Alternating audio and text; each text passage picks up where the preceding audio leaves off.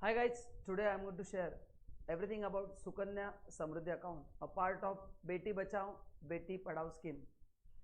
This account can be opened anytime after the birth of girl child, but before attaining age of 10. Minimum deposit is 250 per year, maximum 1.5 lakh. Returns are based on government securities, around between 6 to 8%. Partial withdrawal 50% is allowed. Overall amount can be withdrawn after 21 years of opening the account or once you become 18. Okay, that means you can say you can withdraw amount for marriage, but max 50% can be withdrawn. It enjoys income tax benefit under section 80C.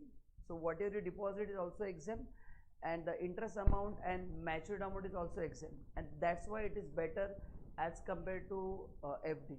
So I hope you like this reel. Please save this reel and please share with those parents who are having girl child. Thank you so much. Bye bye.